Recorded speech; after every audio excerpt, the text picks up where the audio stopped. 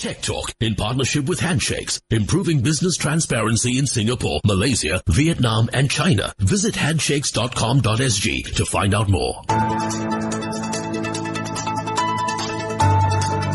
It's Tech Talk right here on CNA938, kicking off a new two-part series. On this edition, we're going to be learning about handshakes. No, not the handshakes that you make in person, or maybe you don't do it anymore after COVID, who knows, but specifically the handshakes that are going to help enterprises and SMEs. I mean, we're talking about data, AI tech, and corporate intelligence solutions that can help empower organizations to do business safely. One company that's been doing that is Handshakes. And we're speaking to the co-founder and chief products officer at Handshakes, Charles Poon, on today's edition of Tech Talk. Charles, welcome aboard to the show. Thank you for being here. Hi. Hi, Daniel. Very nice to be on your show. So what is the idea and the concept about? How does the name work with what the company does? What is Handshakes all about? Oh, it's great that you ask. Actually, when you're talking about making real handshakes, that's actually the inspiration for the name. Because we're a data tech company and we focus on helping our clients understand the corporate networks in order to make better decisions. And what better way to visualize a corporate network than to imagine the number of handshakes that we make every day when we're having conversations. True. Well, are there a lot of mistakes that people make in terms of understanding and creating those network connections? Well, actually, it's not just the mistakes that they make, but it's the sheer amount of effort that you have to invest in order to keep track of all the information and the connections that you have in the market. Just imagine the number of conversations you have on an average day and the number of people you meet. And in the business, that scales up pretty quickly. All right. So how do you guys try and address the pain points for such individuals? Tell me, break it down. What do you guys actually do? So what we focus on is trying to combine both data and technology, which are the key ingredients to make this work, in order to make life simple for our clients. So on the one hand, data is very important because that's where we get the knowledge about who's connected to who. On the other hand, that's just like a raw ingredient like flour. But you still need to take the technology in order to slice it, scrub it, organize it, and present it in a way that is easily understood. So one of the key things that we do, for example, is to make use of visualizations like maps in order to help you better understand a network. For example, if I tell you that persons A, B, and C are related to each other, that's kind of hard to imagine in your mind. But if I draw it out as a diagram, that's just a triangle that you immediately see the connection. That's interesting. So the visual alone, just that translation alone from text to visual, let's say, that map imagery can help in terms of productivity, you think, in terms of making it smoother? Oh, yes, for sure. I mean, as the saying goes, a picture says 1,000 words, right? Yeah. There's so much more information value that we can convey in a different way than trying to read through reams and reams of tables and reports.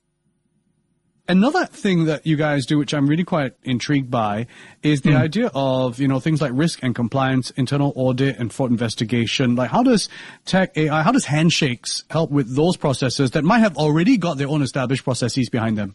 It's very interesting that you asked that. So very often when we think about doing business, we often think about the number side of things, the financial ratios, the number crunching, the forecast, and the things like that. But in reality, businesses are driven very much by the qualitative side of the house as well. Just imagine the relationships that we have to build with our customers and suppliers, the stakeholder management we have to do with our shareholders, with our employees and such. This social network in the corporate world is often invisible, yet it actually drives and underpins how we conduct business. But there are very few tools out there available today that actually help us visualize, understand, and make sense of this network. So while you may crunch a lot of numbers to understand the what, but you may not understand the why or how businesses ended up the way they are. Case in point, where we first started the business, we were ex-regulators and we focused more on capital markets data, stock markets, right? Listed companies, shares and stuff. In the earlier years when we first started, one of the things that happened in the industry was a regulation change. And, the exchange was trying to encourage people to have more independent directors on the board. And listed companies ended up in the rush to try and find and identify more independent directors to appoint. Some companies, however, may already have what we are known as non-executive directors, and they simply convert them into independent directors. All fine and good up to this point. So one demo that we tend to show quite often in the early years was this particular company that did that, which is to convert a long-standing non-executive director into an independent one. All fine and good, except that on our maps, we actually show that 8 years ago when the company first listed, they also made a very interesting one-line disclosure that this non-executive director is a cousin of the founder. So not saying that there's anything wrong with that, but certainly as a shareholder, as an investor, you would want to know about this piece of information and ask the right questions. And that's the crux of what we're trying to do, right? Piece together very fragmented, innocent-looking information to form a more wholesome picture. That allows you to ask the right questions, and that's the key thing in business today. Asking the right questions, making the right connections. We're learning more about how tech and AI solutions and data AI tech is going to make a difference for the company that you are spearheading. Whether you're an SME owner, a CTO, this is for you. More with Charles Poon, co-founder and chief product officer at Handshakes in just a bit here on Tech Talk.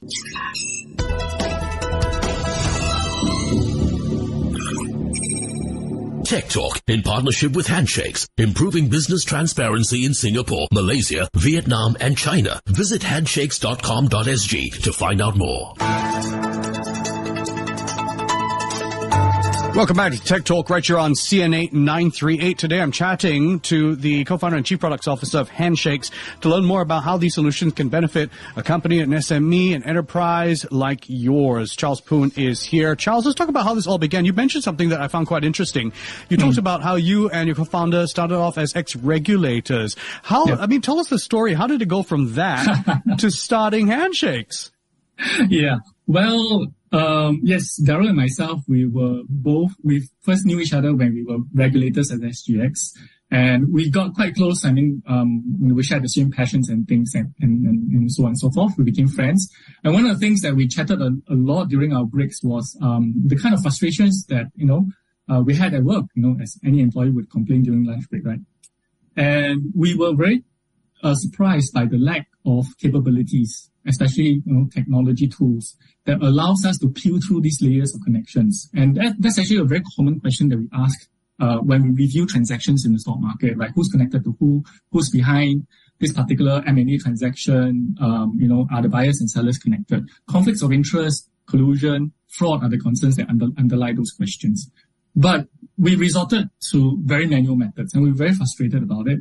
And, cliche as it sounds, over lunch, dinner, and literally on the back of napkins, we're just hashing out what, a technological solution to this would look like and how they would work. I mean, long story short, we quit our jobs, we founded the company, and, we didn't look back. I love building clouds and castles in the air during lunch breaks and turning them into reality. That is fascinating. And so you see, here's the thing, because of your experiences there, how do you think it empowered you to create what we see now with the Handshakes app, for example, the APP? I mean, how did that inform and influence what we're seeing with the birth of that? Yeah. So we did a lot of pathfinding when we first started the company as well. I mean, as we had an initial idea, we had to flesh it out quite a fair bit. We had to test the market as well. So the app wasn't something that we immediately had in mind, although we had inklings of it. The very first thing that we built after forming the company was an Excel database, literally, of all the pieces of information that we felt were necessary. And one of the first projects that we did was a very funny thing. We coined it corporate DNA, which is really codifying all these relationships, much like a DNA band for each and every company. And we used that to actually demo to would-be clients. And we tested the market about whether this kind of analysis, understanding connections, and what it means in terms of actionable decisions and insight would do for them. And they loved it. And so that gave us the confidence to then try and flesh out the idea. And eventually that became the visualization tool that is a Handshakes app. And even till today, that's still the flagship product that we have that powers a lot of our conversations. So when you work with clients, is this the first point of contact for them? Is this the main way that they're interacting with your solutions through the app? Yes, that's pretty much a main channel. We have a web-based system, and that's by design, simply because, especially now, much more than 10 years ago, security threats are getting higher and higher, and people are more sensitive to firewall security measures and things like that. Trying to build a very thick application and install it in clients' desktops would be a very tall order. Yeah. So a web-based application would be a very lightweight thing to penetrate that easily. So that's where we went to it. And security-wise, how are you in terms of security-wise? That's the big thing for a lot of people, though, right? Yeah. Yes. So there are a lot of things that we're very careful with. So, for example, because the clients that we deal with are usually the more sensitive departments within a company, and we deal with a lot of regulators and government agencies as well, they are usually quite paranoid about leaving footprints around. So they go through a lot of due diligence with us even before we start a relationship with that. They will ask about how we keep the data, what we do with the internal tracking and things like that. So we're very, very, very sensitive about it, and we protect it a great deal. Yeah. Charles, you know what I think would really help? Give me an example. Give me a case study of how this has worked or helped empower a client. Walk us through.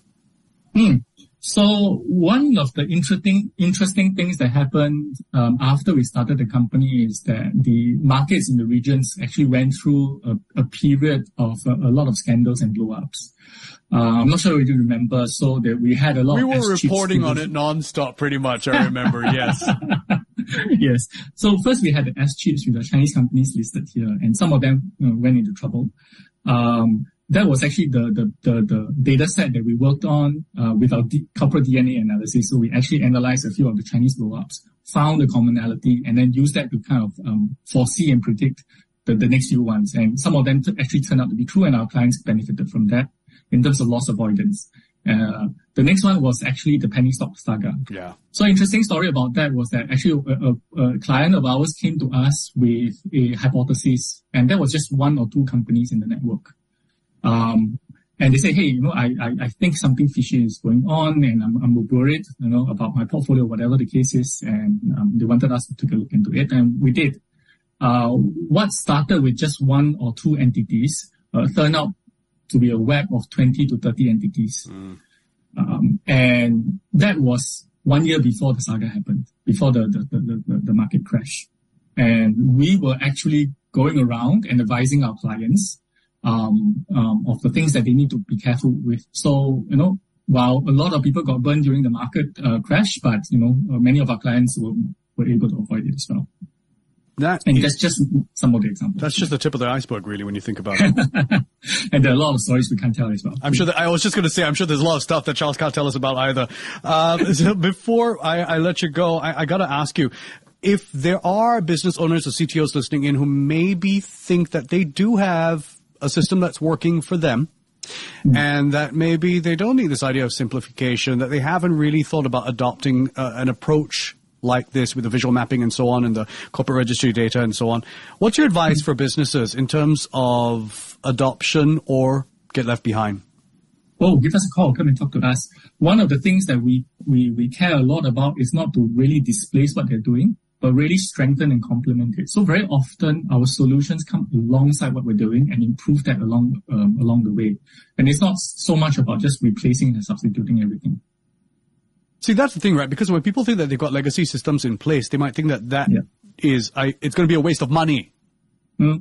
So one of the things, for example, is that while we have all these advanced analytics and visualization, we still do have the basic reports. Yeah. And very often that's a gateway for many of our clients, right? Because that's what they do today. So one of the things we go in with sometimes is that, hey, you're doing reports. That's what you're familiar with. Let's start with that. And then later on, once you're getting used to the kind of quality we're able to give you through traditional stuff like reports, and say, hey, by the way, you're reading this off a PDF. How about a map? And that's where the conversation goes. And very soon, many of our clients even go a step further. So we actually have very high-end clients who come to us and say, public data is not enough for us. Could you come into our systems and let's talk about private data, the internal stuff? Yeah, and that's where the real gold mine, right? Because marrying the public and the private gives you such a much more powerful picture. Charles, it's been an absolute pleasure. Thank you so much for your time today. Yeah, no, all my pleasure. Thank you very much. Joining me on today's edition of Tech Talk, Charles Poon is co-founder and chief products officer at Handshakes. I'm Daniel Martin. This is Tech Talk.